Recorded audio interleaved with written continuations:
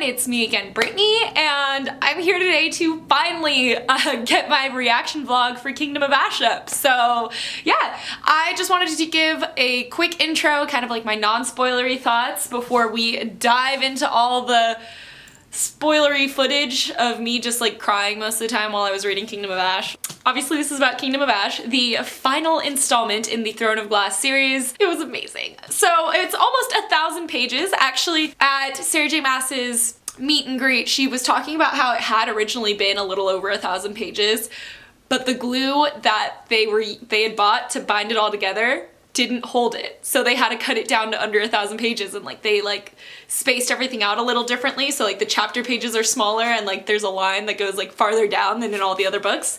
So this is actually over 1,000 pages if you consider it in that way.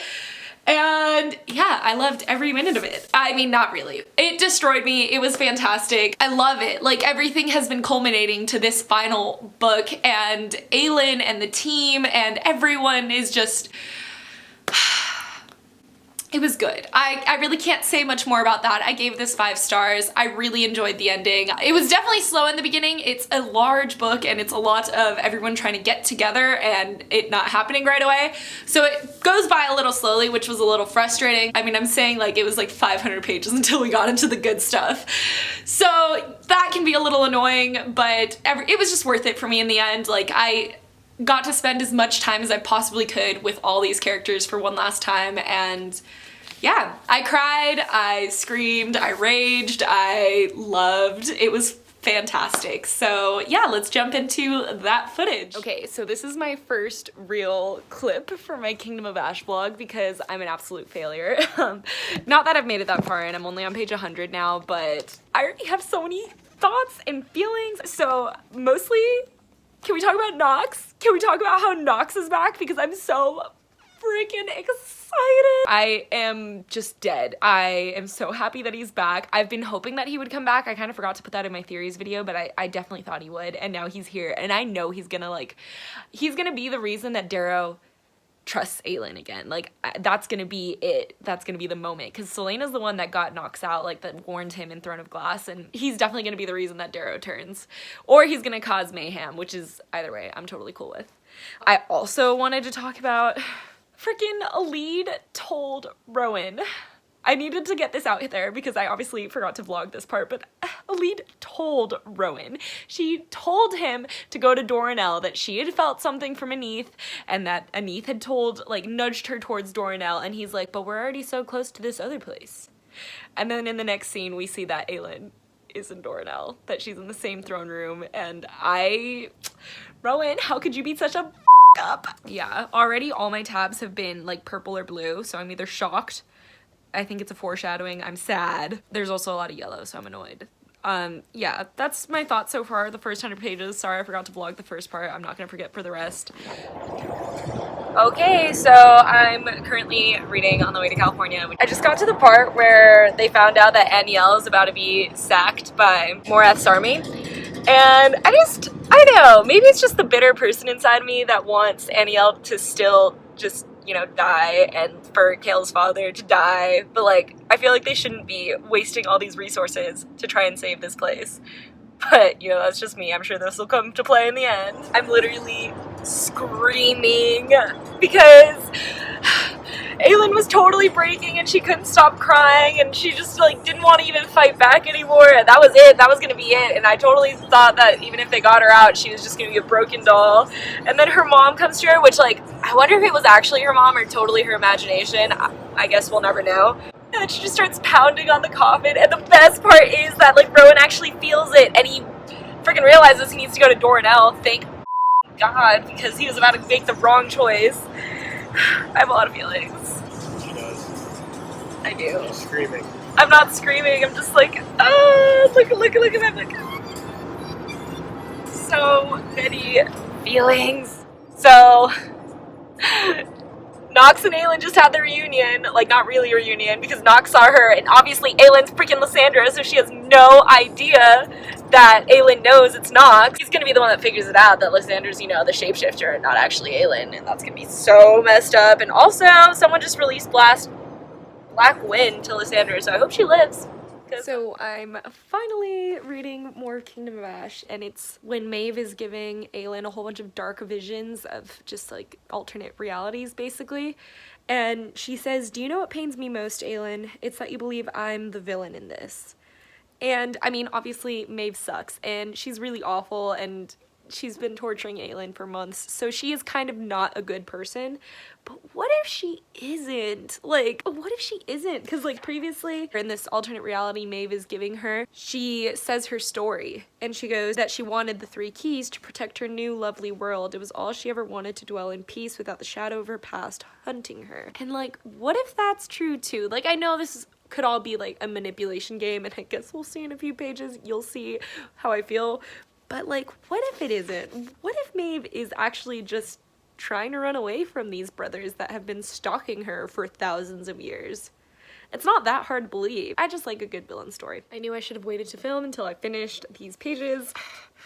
Maeve is truly heartless and awful and a villain, and I'm very curious. I've been actually thinking about this the entire time. Like, your magic doesn't just disappear when you're an iron, it's just like hard to use, it grounds you or something like that. And I've kind of been wondering, because Aelin's power is so strong, that why can't it free her in a way, you know? But then Maeve told her, when a magic wielder is put into iron, it's just like the strain of the magic against the skin that wants to be released. And I don't know, Maeve's awful, and now she's getting a wordstone collar, and I'm kind of freaking out. I know it doesn't look like I'm freaking out, but like in my head I'm freaking out. But I'm it's fine. Rowan's gonna get to her in time. I'm praying. The only thing I'm finding kind of frustrating about this read right now is the fact that most of the chapters bore me. Like, I love Manon's chapters. I really like Aelin's chapters. I'm pretty fond of Rowan and the Cadre's chapters, but the ones of Adian and Lysandra in Terrasen are boring the hell out of me. Like, they're important and like I like them, but I just don't want to be reading about them right now. I'm like, do you not know that I need to know if Aelin is going to be saved or not? This is just like one of those classic slow start Sarah J. Maas beginnings, which is probably my only complaint about her books, because I love her books, but the beginnings are always just so slow. And the halfway point in this book is so far, so I hope it's not like in her previous books where it's like halfway through and then it starts to pick up. I hope it's like, I'm already on page 200, damn it. I was gonna say, I hope it's like page 200 it picks up. I know I was just saying that Adian and Lysandra's chapters are boring. My heart is like shattered right now. I've been kind of wondering, there was like an excerpt that was released that was saying the rebels' lines were breaking or something like that, and I was like, there's no way. That was just a tease. And like right now, with Morath's army up against Adian and Lysandra without Aelin, and they're just beating them and everyone's dying, and I'm so sad. And I know I said earlier that I think Maeve can't be like a true villain, but like, how could you possibly remove your one shred of hope for defeating the Valg Kings? Aelin's the only one that can go up against this threat and have a chance, and I'm really stressed out, and Maeve is pure evil. I don't care what I said earlier, I don't care what I say later on. Like, I can't believe that she would pull Aelin away from something like this that like she could have helped with. I'm really nervous for the babies, for the army. Like, what if Aelin gets freed and there's no more army because they all died already? I'm really stressed. Okay, I just want to do a little update before I think Aelin's about to be freed, because I want to like get my thoughts together because I'm getting really, really excited. So it started off with like talking about all the pressure that's in her from the magic again, and I have a theory that once she's released from the irons, like once Rowan gets her out, she's going to destroy everyone. This pressure has been building in her for months, and she hasn't held it at bay for that long since magic was gone. So she's gonna explode. Karn, I'm praying, is just like incinerated into oblivion and suffers the most he possibly can, because I hate him. And I also think it would be truthfully unfair if he gets to survive this. Like, no. She just got put on the table and she looked up and saw that it was dawn, and we did hear that Rowan is going to be able to get into the camp at dawn because that's when security is the most lax. So it's all about to go down, and I'm just like, so you can see my little like note. It's about to go down. I'm just so excited. Okay, I'll check in with you after. I just need to like fully immerse myself in this part. Okay, it's time to talk about it, about her escape. I'm really glad that in the end it's actually like she saved herself, well, with Fenris's help. that it wasn't Rowan coming to get her or Lorcan being there, it was Aelin taking control and finding a way out of the situation that was impossible, and she really did save herself, and I love that, I love that, I love that. Her breakdown when she's just screaming, "Take it off," is so emotional. I'm still hurt, and she's in such a trance right now, and I'm just like, I want her to come back to normal, and I want her to just be whole again, and to recognize her friends around her, and oh my god, Fenris. So that whole scene I think is amazing. I think that her bringing him back with her life force, I was gonna cry. I was gonna be so upset that we had just gotten to know Fenris and he was gonna die in the very beginning of this book. I wasn't ready for it at all, so I'm glad that he's now part of her own cadre, and he was so proud about it because he's been serving an awful queen his entire life, and now he gets to serve Aelin, and I just, that really, that touched my soul. And there's just so much. I love that Rowan got his revenge on Karn. I hope that Karn suffered the most possible ever because I hate him. And I think it's interesting that Aelin's fire is manifesting as this like golden glow around her. It's very like goddess-like, and yeah, I really hope that she's able to come back to herself. I think having Fenris with her will definitely help because he's been the one that's been with her the entire time. So okay, 2 quick thoughts. First of all, Kaltane, oh my god, so she is dead. I'm kind of bummed about that, but like also I'm really glad that she got that moment with Dorian, and yes. Secondly, I know that Lysandra has put spider silk into her skin before when she shifted, and right now they're saying that as a wyvern she's too high of a target for arrows, but she's perfect at killing the Ilkin. And I just had to wonder why Lysandra wouldn't make her entire body spider silk and it would rebound all the arrows. You know, just a thought. She's been able to do it before. I don't know why it would stop her from doing it for her entire body. So we finally had the scene where we get that line, "The resistance was not supposed to break apart so soon," which thank goodness, because if I had to wait longer for that line and see the resistance get even worse, I would probably break. Also, look at my little companion. He likes sitting on my lap while I read, so that's what we're doing right now. Oh. Yeah, also, shame on Aedion for everything he just said to Lysandra. Lysandra is just doing her best, and I can't believe he was, like, calling her worthless. I can't believe he made her walk out into the snow. I've been having issues with, like, Aedion's temper since the previous books where he would just get mad at Aelin for random shit. I'm like, you can't say you are completely, I don't know. He just has such a quick switch. Like, he'll go from like being absolutely enamored with someone and they do something wrong and he hates them, and I hate that about him, which is hard because Aedion's definitely, he used to be one of my favorite characters, and seeing him in his darkest points right now, I'm just like, damn, I would punch you in the face. So T'Challa and I say goodbye. I wasn't filming that entire time. I just went on a huge rant of how much I hate Darrow, and I forgot to press record. I hate myself, and now I have to go through all the feelings all over again. Okay, so let's talk about it. Darrow is just such a dick. I hate him with all of my, like, burning passions. I've hated him since Empire of Storms. Some of you tried to defend him to me, being like, well, he's just trying to do what's best for Terrasen. He thinks these people are impulsive, which, like, they are, so we should understand it.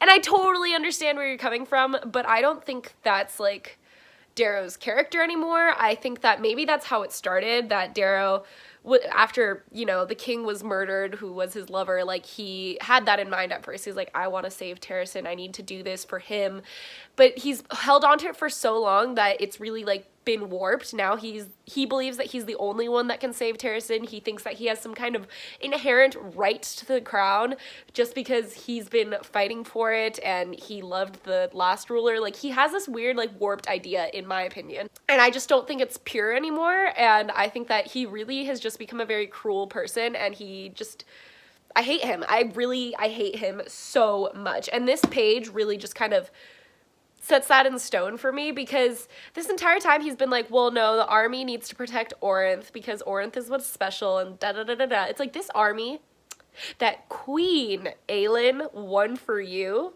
should be saving everything, not just Orinth. It shouldn't be saving your old ass who you can't even fight or do anything for yourself, so you're just trying to use this army to save yourself. Like, no. I hate him. And just now, well, first of all, Aelin just got told off by Lysandra because, you know, she almost died, and he was like, I'm so sorry, and she's like, it really took for me almost dying for you to realize that you've been an to me this entire time, that you've been so mean to me, and that I've never cried. I never cried when I was crawling for men, and this is what like hurts me. And I love that, because yes, Lysandra, you need to just show him his boss. Like, him, honestly, he's been awful. I have not been having a very good time with Aelin. I hate him right now, but like I even wrote on the page, I think I was like, good for her, exclamation point, and then in parentheses I said, fuck you, Aelin. But anyways, back to what I was saying. Even with all of my annoyance at Aelin, I still hate Darrow so much more. And like right here, like just the way he says things, like, for your utter defeat at the border and the loss of Parenth, you are stripped of your rank. Like, there's no one that could have done that battle better. Like, they are up against huge odds. Like, they have this army because of like what's been building. They don't have it just because, oh, let's protect Terrasen. No, it's because Morath is coming, and Morath is like hard to defeat. Yeah, and then consider yourself now a soldier in the Bane if they'll have you. What a dick. Oh, and then he's talking about Lysandra. If she is again caught pretending to be Princess Aelin, Queen Aelin, for everything she has gone through, for the 2 months being tortured by Maeve, and she is a queen, and I hope to God when Aelin makes her appearance back with like Darrow and Aelin, Darrow can literally choke, like, when he finds out everything that she's done for Terrasen, and I just want him to die. I hate him so much, and I want him to realize how wrong he is with everything, because I hate him. I want him to choke. And then he has the nerve to be like, the Sword of Orinth, if you will. Like, what? There's no need to take away the sword that your soldier, your best soldier ever, is using to fight.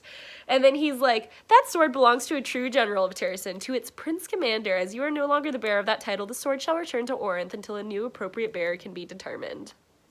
And who's gonna decide this new bearer? Is it gonna be you, King Darrow? You. I hate him. I'm sorry I'm cursing so much, but I'm just really angry. I don't like Darrow. I just really like what Aelin says about that. He says, the Sword of Orinth is only a piece of metal and bone. It always has been. It's what the sword inspires in the bearer that matters, the true heart of Terrasen. Like, that's good. Like, yeah, I'll go Aelin. He's like realizing all his mistakes right now, so like hopefully I start to like him again soon. But then Darrow has the nerve to be like, poetic of you, Aelin. He's so rude. Like, him and all the lords, like, because I know that it's technically like him and the lords that are like ruling right now, but I think all of the lords have become power hungry in that sense. Like, they all now think that they can rule Terrasen, and they can't. Like, this is Aelin's birthright, and even if it weren't her birthright, she just proved that she can do it. And I know they don't know it yet, but they're gonna know it, and I hope she burns them all. Okay, I honestly I haven't talked to you guys in a minute. Oh my god, I don't even remember the last thing that I talked about. Well, Aelin obviously had her huge meltdown, and the waterfall turned into steam, which I think was awesome. I definitely saw it coming. I was like writing that down in the book. I was like, I bet Aelin's gonna do some stuff. But honestly, the parts of the book that have been just singing to me with their rightness have been Manon's chapters. Just when she battled against the three, what are they called? They're not the crones. The matrons. And killing Yellowlegs, letting her grandmother flee in shame, and sparing the blue blood. I loved that scene. Like, seeing her like put on Rhiannon's crown, and it was glowing for her, and you just see her like turn to Glenys and just be like, this belongs to you, and when she touches it, it dimmed, and she goes, no, it belongs to you. And that whole scene was just beautiful, because like it's like the Crocians are finally seeing her as a queen. I loved that. And then, oh god, oh no, I almost lost my page. Also the scene just where the Crocian comes running saying that Terrasen needs aid, and so Manon, like, everyone just goes to Manon's side. They're like, your queen has need for you, will you join this war or something? And you just see the battle cry go out, and every single person follows her. And I have chills right now. Like, it's just so perfect. Like, I'm really, really loving seeing Manon's like life come together, and seeing her become a Crocian queen, a witch queen. I love it. And then she proposed technically to Dorian, and I think it's really nice that he didn't do it, because he knew that she would never want to be that caged. Anyways, so on to Dorian right now. I have a lot of anxiety. He just got into Morath. I'm just so nervous because first of all, Manon said that he had the word keys, and there's a chapter like when they're first going into the keep, and they're like, because it would be foolish to bring the word keys into the keep or something like that, and obviously it would be even more foolish to bring them into Morath.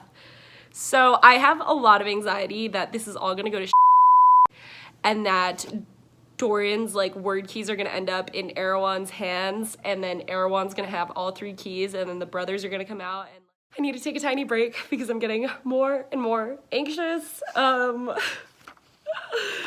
Okay, we're back, and Maeve has told Erewhon everything, which, shocking, that alone, but then we find out it's because Aelin's letters worked. I look like a mess. I am a mess. She's literally like, my people have betrayed me. After all I've done for them, all I've protected them, they rose up against me. The army I had gathered refused to march. My nobles, my servants refused to kneel. I am queen of Doranel no longer. Aelin did that. She did that. And now she turned to the Caranqui, which I knew the Caranqui were gonna like come into this, the ones from Tower of Dawn. I just knew it. Like, they were way too loyal for this to not be a thing. And I don't know, I'm getting really nervous. I keep thinking like that they're gonna sense Dorian's magic because he's hidden as a mouse right now, and once they sense him, they're gonna steal him, and then his word keys are gonna be gone, and like, I cannot handle this kind of stress. Yep. Maeve just discovered him. Is it wrong that I am kind of into the alliance that Dorian has with Maeve right now? Like, I'm not gonna be bummed if this was all a lie and they end up killing her anyways, but like, I'm also kind of loving Maeve working with them. I don't know. No one's in the Farian Gap, and I'm willing to bet that means they went to go join Manon, and I'm just so excited because, as I was saying, Manon is like, she's definitely become my favorite character in this entire series, and I love her story arc, and I love her personality, and I love like this witch queen that she's becoming, and I love like the people that she's inspiring to follow her. I have a lot of feelings about Manon. And no one's in the Farian Gap. Also, I swear to God, if Gabriel dies, I'm gonna cry. Like, I know originally I said that I wanted people to die in Kingdom of Ash because like what happened with Sarah J. Maas's last series I was kind of pissed about. If you read it, you know what I'm talking about. If not, I'm trying not to spoil you. But I am now coming to this weird conclusion that if no one dies, I'm gonna totally be okay with that as well, because I don't want Aedion to die. I don't want any of the cadre to die. I don't want any of the precious beans to die, like a lead or Irene or, you know, anyone. And, you know, I'm just getting a lot of confused emotions. So also, and the reason I thought that was because Gabriel is talking to Kale about like being a father and stuff, and he says, I shall endeavor to be worthy of my son. And I don't know why, but that really hit me. Like, I can definitely picture this scene where they're all in a war and he steps in front of a blade or something just as it was gonna come down on Aedion, and he dies so that Aedion doesn't have to. And that's what I'm seeing in my head right now, and I'm like literally praying that it doesn't take Gabriel dying for Aedion to forgive him, because we all know that that almost happened with Lysandra. So okay, let's do a quick theories sesh. So oh my god, everything looks like it's about to go to shit because all of the Iron Teeth witches are converging on Orinth, and Aedion just told Lysandra to run away, and they confess their love for each other, and you know, everything's going so badly, and then they go, 13 wyverns raced from the staghorns, plunging toward the city walls. And okay, let's do a quick little theories thing. It's the 13, and they're coming with the Crocians, the entire Crocian Legion, and they're gonna help save them. And because we found out that all of the witches, the Iron Teeth witches that had been in the Farian Gap, were to meet the witches that were going to Orinth, I think that they're gonna separate and join Manon, and it's gonna be epic. So let's watch that happen. Okay, I also have another theory. So the Crocians did come with Manon, so that part is correct. The Farian Gap Iron Teeth witches still haven't appeared, so I still think they're gonna go with Manon's side once they get there. But we also found out that Dorian was in the 1,000 wyverns that left for Morath, so that means he's here right now. And I don't know why he isn't appearing, but my theory is that he's gonna like mess some shit up.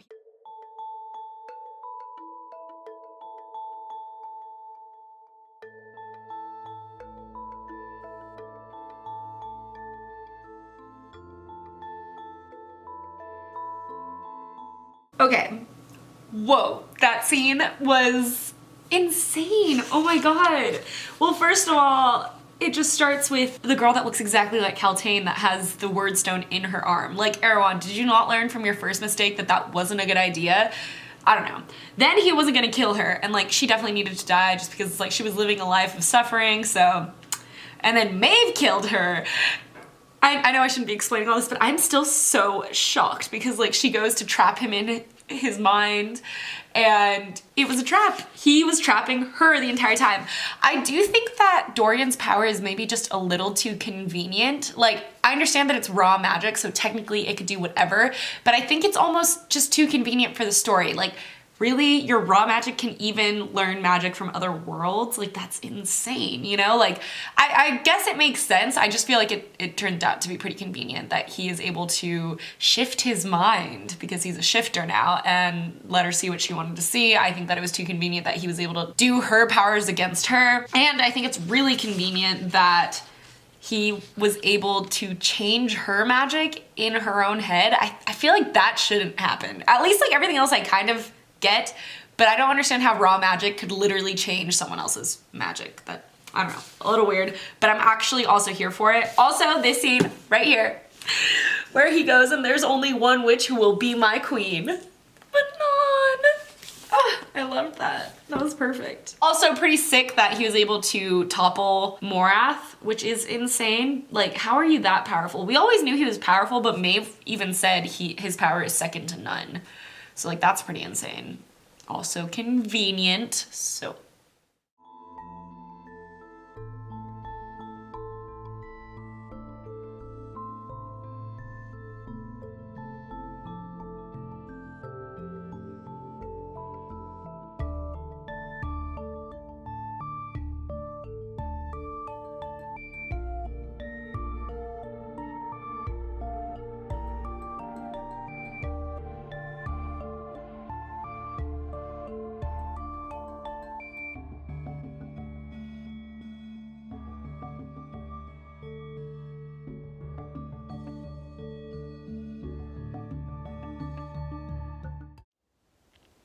Oh my god, are you kidding me? I didn't press play. I caught myself crying on camera.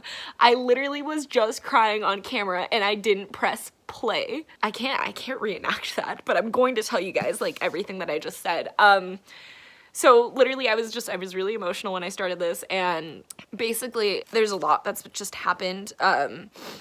A little while ago, like a few days ago, I read like an amazing scene. Like, I was so like high on this like story because like Petra had just come to join Manon, and it was just so gratifying to see that happen, to see like the Iron Teeth be inspired by Manon. Oh, I'm gonna cry again. Just now I started Kingdom of Ash and the 13 just died. I am gonna cry again. This is so freaking ridiculous. I never cry. This is what I was kind of saying when apparently I wasn't recording. I don't cry during books. Like, I don't get that emotional. I love books, but it just doesn't, I don't get there. And like right now I'm just like very emotional because Manon is just like very inspiring, and she's definitely become my favorite character in this entire story. Like, I love her so much, and she is inspiring so many people. She's inspiring the Crocians, she's inspiring the Iron Teeth, and like, I love it so much. The 13 literally just gave themselves to win a part of this war. Like, they did the yielding and destroyed the Lost Witch Tower and destroyed Manon's grandmother, and it was so beautiful. Like, it was light. Like, their yielding wasn't darkness like how it's supposed to be. It was light, and it just like, to see like the people that Manon inspired the most sacrifice themselves, sacrifice their wyverns. Like, these are the first people she ever inspired. Like, she's inspiring so many now, but these were the first people that ever believed in her. And look at me getting emotional again. I'm so sad that I had to come to this, and like this scene like where Glennis is saying, "Be the bridge, be the light, when iron melts, when flowers spring from fields of blood, let the land be witness and return home." That was what Rhiannon Crocian had said so long ago, and she was like, Manon is the bridge, and their yielding was light and not dark, and the flowers sprang from fields of blood. It was the people that brought their offerings to the 13 for having done such an amazing Oh, I'm so emotional, guys. I'm sorry. Like, I just have a lot of feelings about Manon and about the 13, and, like, I mean, it doesn't help that, like, I have a very, very soft spot for wyverns, so, like, I know that they love their wyverns as much as Manon loves Abraxos. I'm crying again. But I know that they love the wyverns as much as Manon loves Abraxos, and for them to sacrifice not only themselves, but their wyverns, like, it just shows how much they love Manon. And then the last line, just and far away, across the snow-covered mountains, on a barren plain before the ruins of a once great city, a flower began to bloom. And it's like, they can return home, like, and it just sucks that the 13 had to be the sacrifice for this. And, like, I just started my 24-hour readathon to finish Kingdom of Ash, because it's being finished in the next 24 hours. To know I'm starting off crying is just so daunting, to know that there's still 250 pages left to destroy my soul. Like, I'm so sad already.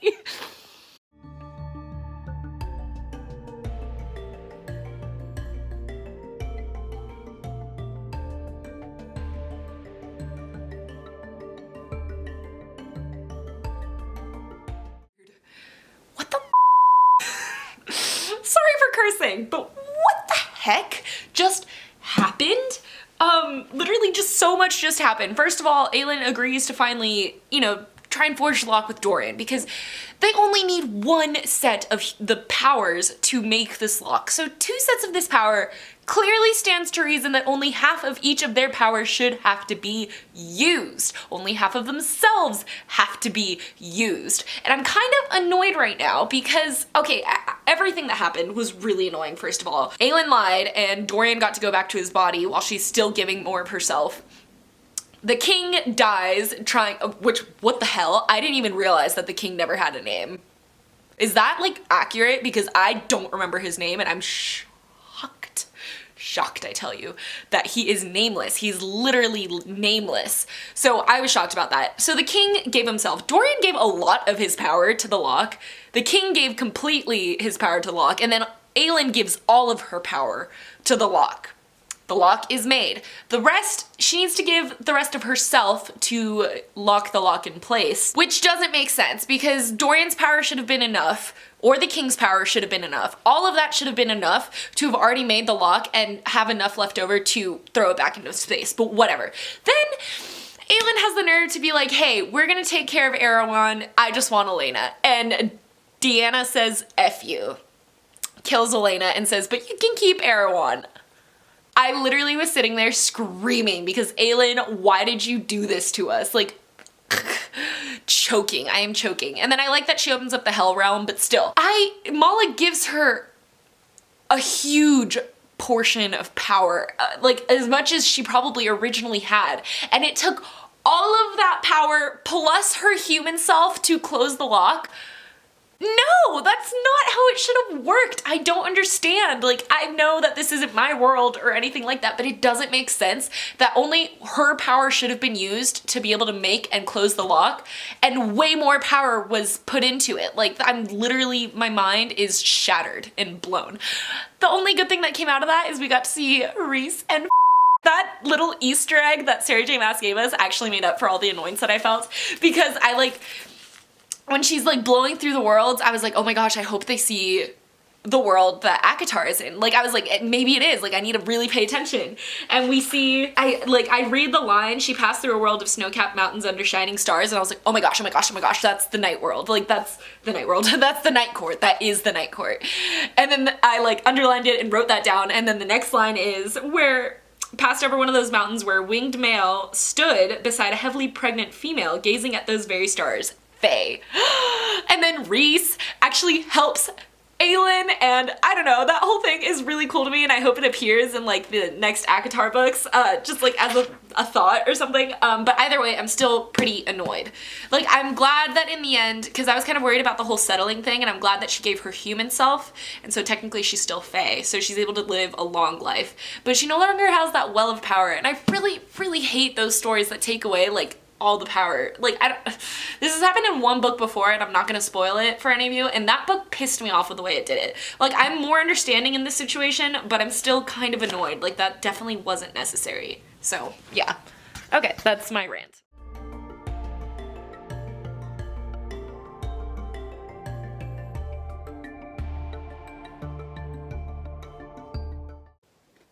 Let's be honest, we all saw that coming.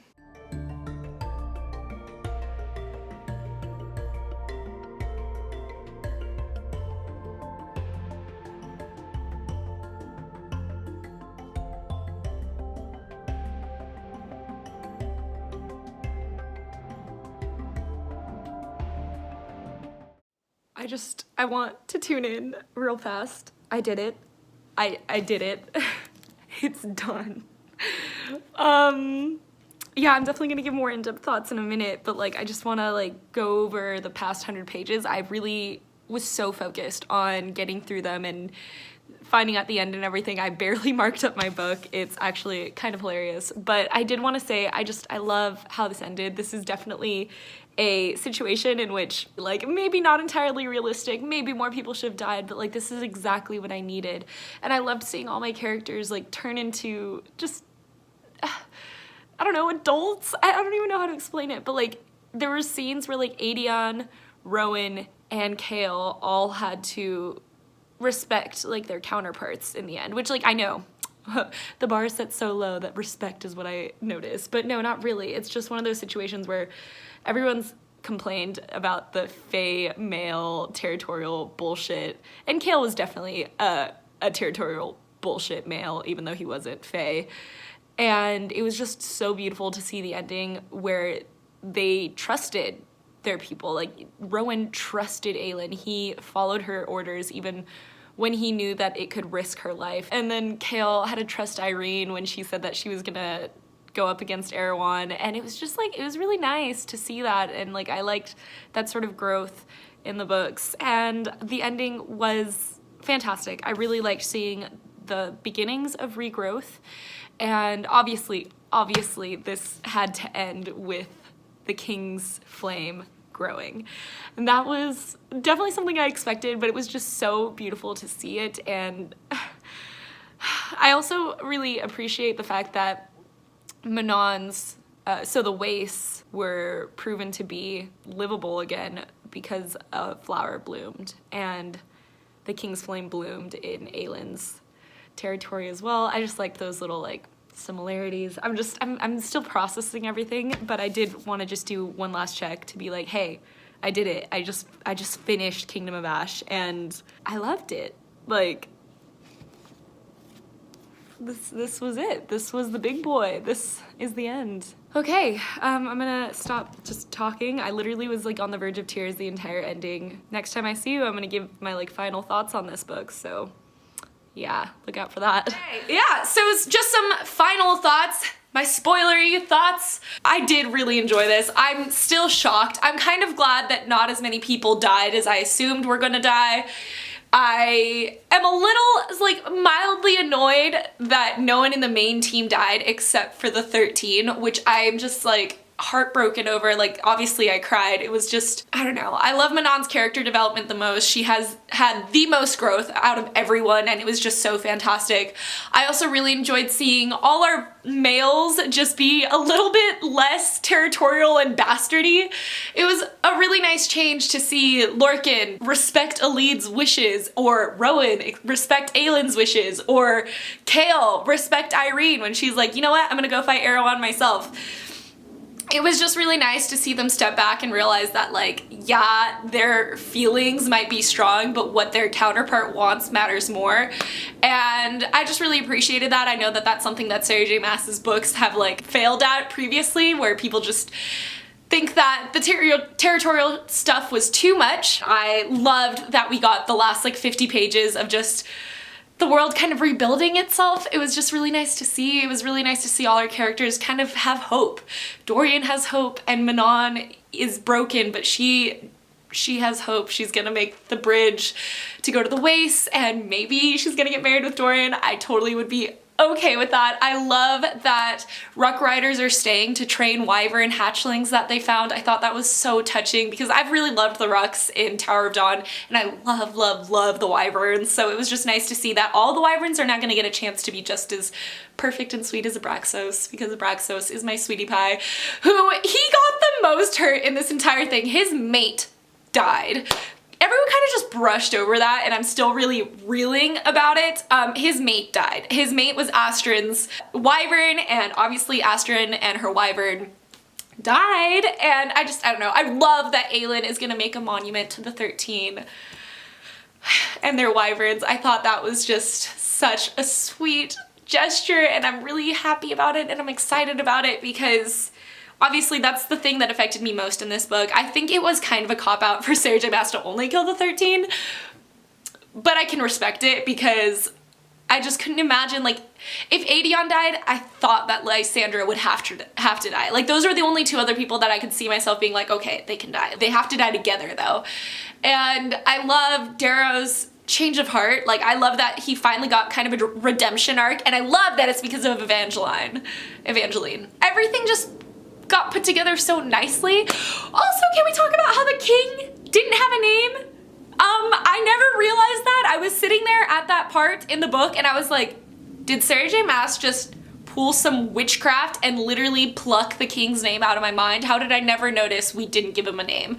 It was so shocking to me, but I kind of love that it was Dorian's name. I think that was a nice little touch. I like that Dorian kind of finally forgave his father. I do think it's kind of bullshit still that Aelin's left with like a drop of power. It doesn't make sense that only her power and her body were needed originally, and she also took Dorian's power and the king and all of Mala's power to save an inkling of her own and her fae form. It was just kind of weird to me. I love that we got to kind of see the Night Court. I honestly thought in the end when they were opening up portals on the battlefield to let in the fae on their wolves that it was gonna open up to the Night Court with Rhys and like them like coming onto the battlefield and saving everyone. I thought that would have been nice, but I still am really pleased with the way everything turned out. I'm glad that people are rebuilding. I love the hope in this story. I love that Maeve is gone. I just like how everything turned out. The endings are always so worth it for me with Sarah J. Maas books. Like, I completely agree. In the past few novels, the beginning is so slow and it takes so long to get to the major plot, but it's because she just does a lot of building to the scenes so that once you get there, you've been waiting for this for so long that it's the most epic thing. And I personally really appreciate this. This series is always gonna have a really special place in my heart. I love it so much. I love these characters so much. I love this series so much, and I know it's not for everyone, but it's definitely for me.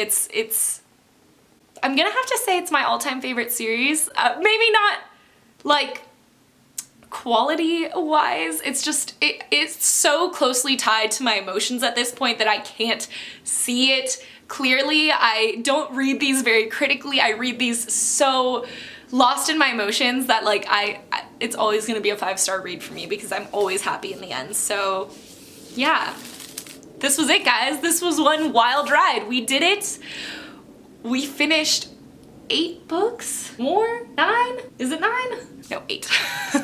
We finished 8 books. We finished huge books and we stuck with them through it all, and I'm just really happy. This was the thing. We did it. Yeah, that's gonna be it for my reaction vlog. It's been a fun ride. Leave your comments down below if you've finished the book, and I will see you in my next one. Bye!